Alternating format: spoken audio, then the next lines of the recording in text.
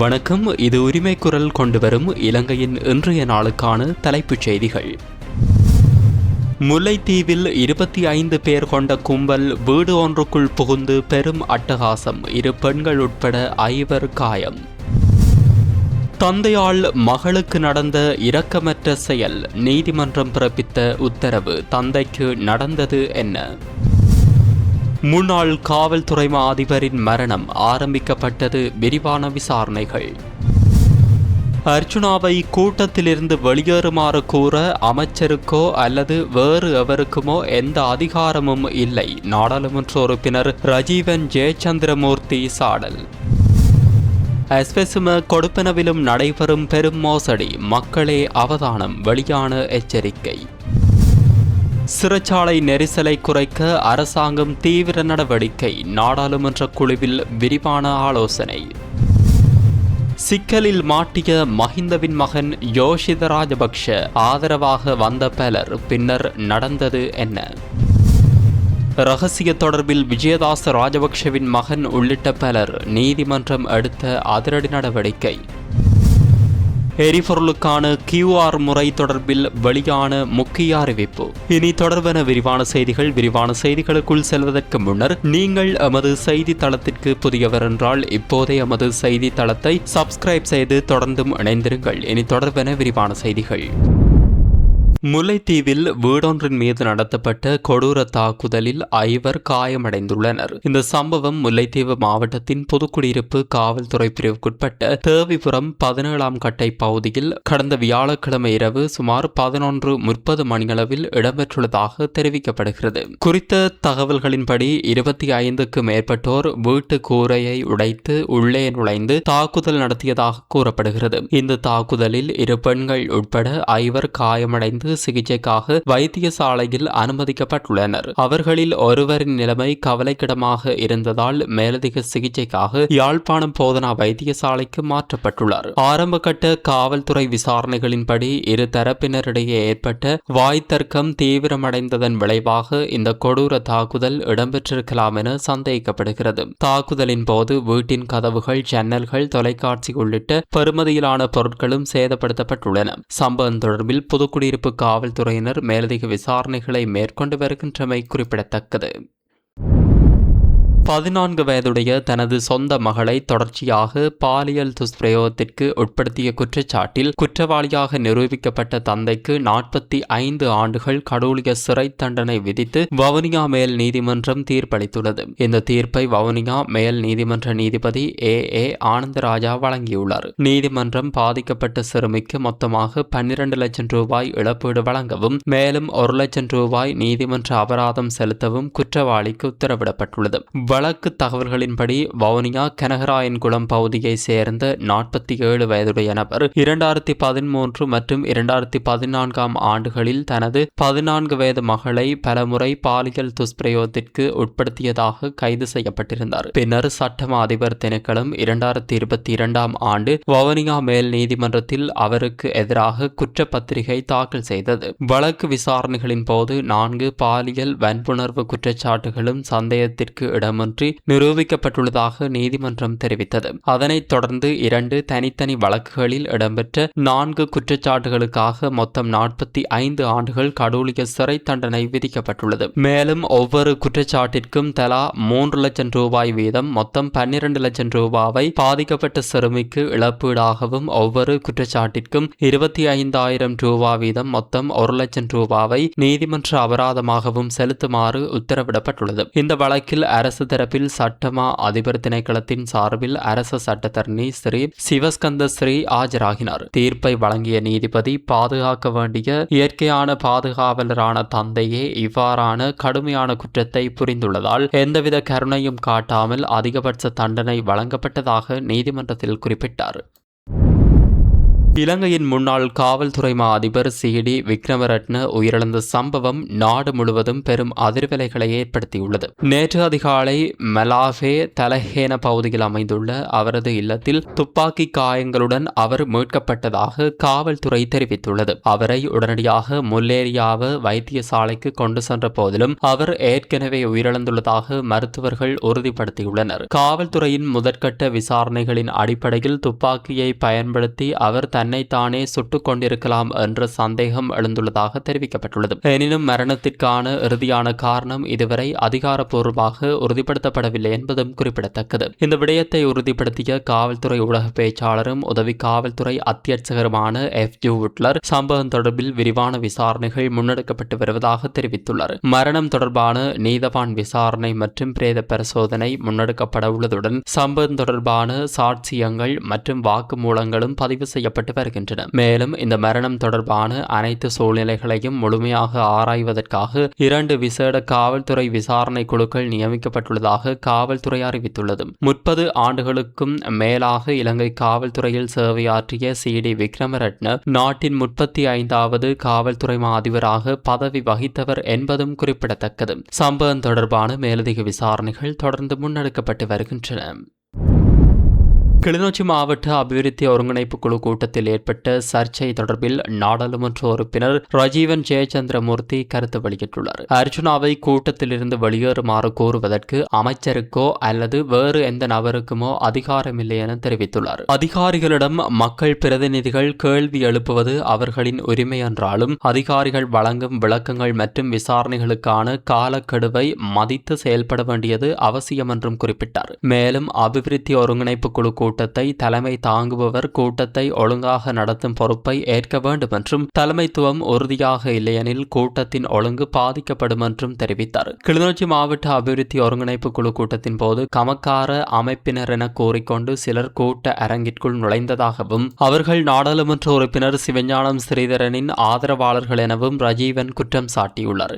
வடக்கு மாகாணத்தின் பல முக்கிய அதிகாரிகள் மற்றும் பிரதிநிதிகள் நேரத்தை ஒதுக்கி கூட்டத்தில் பங்கேற்றிருந்த நிலையில் கூட்டம் பாதியில் நிறுத்தப்பட்டமை பொருத்தமற்றது என்றும் அவர் தெரிவித்தார். ஸ்ரீதரனோ அல்லது அர்ச்சுனாவோ கூட்டத்திலிருந்து வெளியேறியிருந்தாலும் கூட்டம் தொடர்ந்து நடத்தப்பட்டிருக்க வேண்டும் என்றும் இல்லையெனில் கூட்டங்களை குழப்பினால் அவை நிறுத்தப்படும் என்ற தவறான முன்னுதாரணம் உருவாகும் என்றும் அவர் எச்சரித்தார். மேலும் ஒரு அதிகாரி மீது குற்றச்சாட்டு இருப்பின் அது அபிவிருத்தி ஒருங்கிணைப்பு குழு கூட்டத்தில் அல்லாது காவல்துறை அல்லது குற்றப்புலனாய்வு திணைக்களம் போன்ற உரிய அமைப்புகள் மூலம் விசாரிக்கப்பட வேண்டும் என்றும் அவர் வலியுறுத்தியுள்ளார். அதேவேளை ஆதாரமின்றி பொது இடங்களில் அரசு அதிகாரிகள் மீது குற்றச்சாட்டுகளை முன்வைப்பது அவர்களின் மன உறுதியை பாதிக்கும் என்றும் அவர் சுட்டிக்காட்டியுள்ளார். அபிவிருத்தி ஒருங்கிணைப்பு குழு தலைவர் தலைமையில் நடைபெறும் கூட்டங்களில் அனைவரும் தலைவரின் வழிநடத்தலை மதிக்க வேண்டும் என்றும் கூட்டங்களில் மீண்டும் மீண்டும் ஏற்படும் குழப்பங்களை தவிர்க்க அனைத்து தரப்பினரும் இணைந்து ஒரு நடைமுறையை வகுக்க வேண்டும் என்றும் ரஜீவன் ஜெயச்சந்திரமூர்த்தி தெரிவித்தார். இதேவேளை நாடாளுமன்ற உறுப்பினர் ஒருவரை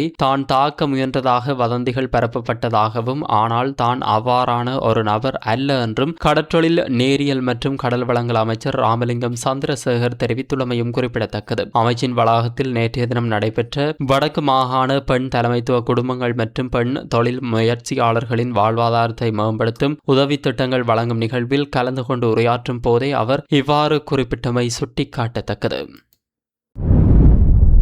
எஸ்வெசும நலன்புரி கொடுப்பனவு மற்றும் பயனாளர்களை குறிவைத்து நாடளாவிய ரீதியில் திட்டமிட்ட நிதி மோசடிகள் இடம்பெற்று வருவதாக நலன்புரி நன்மைகள் சபை எச்சரிக்கை விடுத்துள்ளது. இது தொடர்பாக சபை வெளியிட்டுள்ள விசேட அறிவிப்பில் நாட்டின் பல்வேறு பகுதிகளில் உள்ள எஸ்வெசும பயனாளர்களை பல்வேறு தொலைபேசி இலக்கங்கள் மூலம் தொடர்பு கொள்ளும் சிலர் தங்களை நலன்புரி நன்மைகள் சபையின் தலைமை அலுவலக அதிகாரிகள் என அறிமுகப்படுத்தி மோசடியில் ஈடுபட்டு வருவதாக தெரிவிக்கப்படுகிறது. பயனாளர்களின் தகவல்களை புதுப்பிக்க வேண்டும் அல்லது வேறு நிர்வாக நடவடிக்கைகள் உள்ளதாக கூறி குறிப்பிட்ட தொகை பணத்தையும் தனிப்பட்ட தகவல்களையும் பெற முயற்சிப்பதாக சபை சுட்டிக்காட்டியுள்ளது. இவ்வாறான தொலைபேசி அழைப்புகளுக்கும் நலன்புரி நன்மைகள் சபைக்கும் எந்தவித தொடர்பும் இல்லை என்றும் இவை சபையின் அனுமதி அல்லது அறிவின்றி முன்னெடுக்கப்படும் சட்டவிரோத மோசடி நடவடிக்கைகள் என்றும் வலியுறுத்தப்பட்டுள்ளது. எனவே இத்தகைய சந்தேகத்திற்கிடமான அழைப்புகள் கிடைத்தால் உடனடியாக அருகிலுள்ள காவல் நிலையத்தில் அல்லது சம்பந்தப்பட்ட காவல்துறை பிரிவின் குற்றப்புலனாய்வு திணைக்களத்தில் முறைப்பாடு செய்யுமாறு செய்யுமாறு பயனாளர்களுக்கு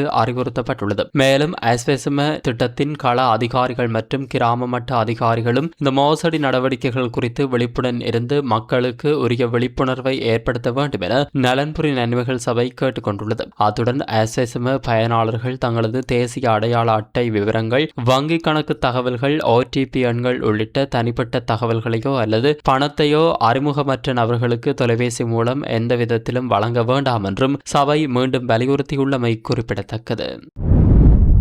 நீர்கொழும்பு சிறைச்சாலையில் அண்மையில் ஏற்பட்ட கலவரத்தை தொடர்ந்து நாட்டின் சிறைச்சாலைகளில் நிலவும் கைதிகளின் நெரிசலை குறைக்கும் நடவடிக்கைகள் குறித்து அரசாங்கம் தீவிர கவனம் செலுத்தியுள்ளது. இதன் ஒரு பகுதியாக சிறைச்சாலைகளின் நெரிசலை குறைத்தல், நிர்வாக செயல்திறனை மேம்படுத்துதல் மற்றும் நீண்டகாலமாக நிலைவரும் சவால்களுக்கு நிலையான தீர்வுகளை நடைமுறைப்படுத்துவது தொடர்பில் விரிவான கலந்துரையாடல் இடம்பெற்றுள்ளது. ஆளுகை, நீதி மற்றும் சிவில் பாதுகாப்பு தொடர்பான துறைசார் நாடாளுமன்ற மேற்பார்வை குழுவின் கூட்டத்தில் இந்த விடயம் ஆராயப்பட்டது. நாடாளுமன்ற உறுப்பினர் மருத்துவர் நஜித் இந்திக தலைமையில் நடைபெற்ற இந்த கூட்டத்தில் பல முக்கிய பரிந்துரைகள் முன்வைக்கப்பட்டன. இதன்போது சிறைச்சாலைகளின் உட்கட்டமைப்பு வசதிகளை விரிவுபடுத்துதல், புதிய கட்டடங்களை அமைத்தல், பழைய கட்டடங்களை புதுப்பித்தல் மற்றும் கைதிகள் நிர்வாகத்தை மேலும் திறம்பட முன்னெடுப்பதற்கான நடைமுறைகளை வலுப்படுத்துதல் குறித்து கவனம் செலுத்தப்பட்டது. மேலும் சிறைச்சாலைகள் திணைக்களத்தில் நிலவும் மனித வள பற்றாக்குறையை நிவர்த்தி செய்ய புதிய அதிகாரிகளை ஆட்சேர்ப்பு செய்தல், சேவை தேவைகளுக்கு ஏற்ப ஆட்சேர்ப்பு முறை மாற்றி அமைத்தல் மற்றும் சிறைச்சாலை அதிகாரிகளின் பணிச்சூழல் மற்றும் சேவை நலன்களை மேம்படுத்துதல் தொடர்பிலும் ஆலோசிக்கப்பட்டது. போதைப்பொருள் வழக்குகளில் அரச ரசாயன பகுப்பாய்வு திணைக்களத்தின் அறிக்கைகள் கிடைப்பதில் ஏற்படும் தாமதங்கள் குறித்தும் கூட்டத்தில் கவனம் செலுத்தப்பட்டது. இதற்கான தீர்வாக அந்த திணைக்களத்தின் திறனை அதிகரித்தல், நவீன தொழில்நுட்ப வசதிகளை வழங்குதல் மற்றும் பரிசோதனை செயல்முறைகளை விரிவுபடுத்துதல் அவசியம் என வலியுறுத்தப்பட்டது. அத்துடன் சிறைச்சாலை நெரிசல் என்பது நிர்வாக ரீதியான பிரச்சினை மட்டுமல்லாது தேசிய முக்கியத்துவம் வாய்ந்த விடயமாக அணுகப்பட வேண்டியது என்றும் குழு சுட்டிக்காட்டியுள்ளது. இதற்காக நீதிமன்றங்கள், காவல்துறை, சிறைச்சாலைகள் திணைக்களம் மற்றும் சம்பந்தப்பட்ட அனைத்து அரச நிறுவனங்களும் இடையிலான ஒருங்கிணைப்பை மேலும் பலப்படுத்த வேண்டியதன் அவசியமும் வலியுறுத்தப்பட்டது. நீர்கொழும்பு சிறைச்சாலை சம்பவத்தை தொடர்ந்து ஆரம்பிக்கப்பட்டுள்ள இந்த நடவடிக்கைகள் நாட்டின் சிறைச்சாலை அமைப்பில் நீண்டகால சீர்திருத்தங்களுக்கு வழிவகுக்குமா என்பது குறித்து தற்போது அதிக கவனம் செலுத்தப்பட்டு வருகின்றமை குறிப்பிடத்தக்கது. முன்னாள் ஜனாதிபதி மஹிந்த ராஜபக்ஷவின் மகனும் முன்னாள் கடற்படை லெப்டினன்ட்டுமான யோஷித கனிஷ்க ராஜபக்ஷவுக்கு எதிராக பண மோசடி தடுப்பு சட்டத்தின் கீழ் தாக்கல் செய்யப்பட்ட வழக்கு மீண்டும் கொழும்பு மேல் நீதிமன்றத்தில் விசாரணைக்கு எடுத்துக் கொள்ளப்பட்டது. சுமார் 59.6 மில்லியன் ரூபாய் பெறப்பட்ட பணத்தின் சட்டப்பூர்வ மூலத்தை நிரூபிக்க தவறியதாக கூறப்படும் குற்றச்சாட்டுகளின் அடிப்படையில் இந்த வழக்கு தொடரப்பட்டுள்ளது. யோஷித ராஜபக்ஷ மற்றும் அவரது பாட்டியான 98 வயதுடைய டெய்சி ஃபோரஸுக்கு எதிராக முதலில் வழக்கு தாக்கல் செய்யப்பட்டிருந்தது. எனினும் டெய்சி ஃபோரஸ் உடல்நல காரணங்களால் மற்றொரு வழக்கிலிருந்து விடுவிக்கப்பட்டதை தொடர்ந்து யோஷித ராஜபக்ஷ மீது மட்டும் வழக்கை தொடரும் வகையில் குற்றப்பத்திரிகை திருத்தப்பட்டுள்ளதாக அரசு தரப்பு நீதிமன்றத்தில் தெரிவித்துள்ளது. கொழும்பு மேல் நீதிமன்ற நீதிபதி ரஷ்மிகா முன்னிலையில் வழக்கு விசாரணைக்கு எடுத்துக் கொள்ளப்பட்ட போது பிணையில் உள்ள யோஷித ராஜபக்ஷ நீதிமன்றத்தில் முன்னிலையாக இருந்தார். குற்றப்பத்திரிகையின்படி 2009 மார்ச் 31 முதல் 2013 டிசம்பர் 12 வரையிலான காலப்பகுதியில் சுமார் 59.6 மில்லியன் ரூபாய் பணத்தை பெற்றுக்கொண்டு அதனை கொழும்பு பங்கு சந்தையில் முதலீடு செய்ததுடன் பண்டாரவளை எல்ல பகுதியில் உள்ள தோட்டம் ஒன்றை வாங்கியதாக குற்றச்சாட்டுகள் முன்வைக்கப்பட்டுள்ளன. மேலும் சட்டவிரோதமான நடவடிக்கைகள் மூலம் பெறப்பட்டதாக சந்தேகிக்கப்படும் அந்த பணத்தை வங்கி கணக்குகள் மற்றும் நிலையான வைப்புகளில் வைத்திருந்ததுடன் பண மோசடி செய்ய சதித்திட்டம் தீட்டியமை மற்றும் அதற்கு துணை புரிந்த காரணம் உள்ளிட்ட குற்றச்சாட்டுகளும் சுமத்தப்பட்டுள்ளன. இந்த வழக்கில் முன்னாள் கடற்படை தளபதி வைஸ் அட்மிரல் ரவீந்திர விஜயகுணவர்தன உள்ளிட்ட 7 கடற்படை அதிகாரிகள் மற்றும் மொத்தம் 98 சாட்சியங்களின் பெயர்கள் குறிப்பிடப்பட்டுள்ளதாக நீதிமன்றத்தில் தெரிவிக்கப்பட்டது. வழக்கின் ஆதாரங்களாக வங்கி கணக்கு விவரங்கள், நிலையான வைப்பு ஆவணங்கள், பங்குச்சந்தை முதலீட்டு பதிவுகள், சொத்து மற்றும் பொறுப்பு அறிக்கைகள் உள்ளிட்ட 25 ஆவணங்கள் சமர்ப்பிக்கப்பட்டுள்ளன. ரத்மலானையில் உள்ள வீடு மற்றும் எல்ல பகுதியில் அமைந்துள்ள நியூவர்க் எஸ்டேட் தொடர்பான ஆவணங்களும் ஆதாரங்களாக இணைக்கப்பட்டுள்ளன. இதற்கிடையில் பிரதிவாதிகள் முன்வைத்த முன்வைத்த சட்ட ஆட்சேபனைகளை மேல் முறையீட்டு நீதிமன்றம் நிராகரித்துள்ளதுடன் வழக்கை தொடர்ந்து விசாரிக்க அனுமதி வழங்கப்பட்டுள்ளதாக அரசு தரப்பு தெரிவித்துள்ளது. மேலும் ஜோஷித் ராஜபக்ஷ 2006 ஆண்டு இலங்கை கடற்படையில் இணைந்து 2009 முதல் 2010 வரையிலான காலப்பகுதியில் உக்ரைனில் பயிற்சி பெற்றதாகவும் கடற்படையில் பணியாற்றிய காலத்தில் மாதாந்தம் சுமார் 73,000 ரூபாய் சம்பளம் பெற்றதாக நீதிமன்றத்தில் குறிப்பிடப்பட்டது. இந்த வழக்கின் மேலதிக விசாரணைகள் தொடர்ந்து முன்னெடுக்கப்பட்டு வருகின்றன. முன்னாள் நீதியமைச்சர் விஜயதாஸ் ராஜபக்ஷவின் மகனும் சட்டத்தரணியுமான ரஹித் ராஜபக்ஷ உள்ளிட்ட மூவரை எதிர்வரும் ஜூலை மாதம் 28 வரை மீண்டும் விளக்கமறியலில் வைக்குமாறு கொழும்பு பிரதான நீதவான் நீதிமன்றம் நேற்றைய தினம் உத்தரவிட்டுள்ளது. சந்தேக நபர்கள் நேற்று நீதிமன்றத்தில் முன்னிலைப்படுத்தப்பட்டதை தொடர்ந்து இந்த உத்தரவு பிறப்பிக்கப்பட்டுள்ளது. விளக்கமறியலில் வைக்கப்பட்டுள்ளவர்களில் சட்டத்தரணி ரஹித் ராஜபக்ஷ, ஐக்கிய மக்கள் சக்தியின் முன்னாள் ஹொரணை தொகுதி அமைப்பாளர் சரித் அபேசிங்க மற்றும் சிவில் விமான போக்குவரத்து அதிகார சபையின் முன்னாள் பணிப்பாளர் ஒருவரான வருண ஹெந்திகே ஆகியோர் அடங்குகின்றனர். இவர்கள் மூவரும் லஞ்சம் அல்லது ஊழல் குற்றச்சாட்டுகளை விசாரிக்கும் ஆணைக்குழுவினால் கைது செய்யப்பட்டு ஏற்கனவே விளக்கமறியலில் வைக்கப்பட்டிருந்தனர். ஒழுங்கமைக்கப்பட்ட குற்றச்செயல் கும்பல் தலைவராக கருதப்படும் ஹரக்கட்டா என அழைக்கப்படும் நதுன் சிந்தக விக்ரமரட்னவின் மனைவியிடமிருந்து 1,200 லட்சம் ரூபாய் லஞ்சம் பெற்றதாக இவர்கள் மீது குற்றச்சாட்டு சுமத்தப்பட்டுள்ளது. பயங்கரவாத தடைச்சட்டத்தின் கீழ் தடுப்பு காவலில் வைக்கப்பட்டிருந்த ஹரக்கட்டாவை பாதுகாப்பதாகவும் அவரை சாதாரண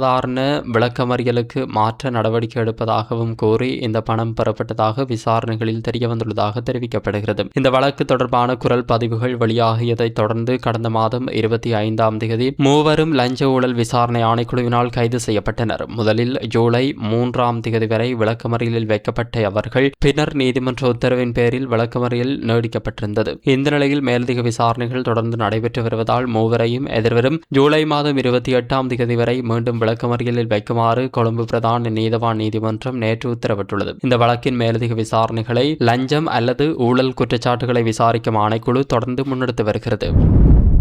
எரிபொருள் விநியோகத்திற்காக தற்போது நடைமுறையில் உள்ள QR முறையை உடனடியாக நீக்கும் எந்த திட்டமும் இல்லை என இலங்கை பெட்ரோலிய கூட்டுத்தாபனம் தெரிவித்துள்ளது. கூட்டுத்தாபனத்தின் நிர்வாக பணிப்பாளர் மஜூர நெத்திகுமாரஹே இந்த தகவலை வெளியிட்டுள்ளார். உலகளாவிய எரிபொருள் சந்தையில் நிலவும் மாற்றங்கள் மற்றும் ஸ்திரமற்ற நிலைமைகளை கருத்தில் கொண்டு எரிபொருள் விநியோகத்தை ஒழுங்குபடுத்தும் நோக்கில் QR முறை தொடர்ந்தும் நடைமுறையில் இருக்கும் என அவர் தெரிவித்துள்ளார். QR முறையின் மூலம் எரிபொருள் பயன்பாட்டையும் அந்நிய செலாவணி கையிருப்பையும் சிறப்பாக முகாமைத்துவம் செய்ய முடிவதாகவும் அவர் சுட்டிக்காட்டியுள்ளார். மேலும் சர்வதேச சூழ்நிலைகள் மீண்டும் மோசமடைந்தால் நாட்டில் எரிபொருள் தட்டுப்பாடு ஏற்படுவதை தவிர்க்கவும் பொதுமக்களுக்கு ஏற்படும் சிரமங்களை குறைக்கவும் இந்த முறை தொடர்ந்தும் பயன்படுத்தப்படும் என அவர் தெரிவித்தார். அதேவேளை தற்போதைய சர்வதேச பதற்ற நிலையினால் இலங்கையின் எரிபொருள் விநியோக நடவடிக்கைகளில் இதுவரை எந்த பாதிப்பும் ஏற்படவில்லை என்று மஜூர நெத்திகுமாரஹே தெரிவித்துள்ளார். எரிபொருள் விலைகளில் எதிர்காலத்தில் மாற்றம் ஏற்படுமா என்பது தொடர்பில் இலங்கை பெட்ரோலிய கூட்டுத்தாபனம் தொடர்ந்தும் நிலைமைகளை கண்காணித்து வருவதாகவும் அவர் தெரிவித்தார்.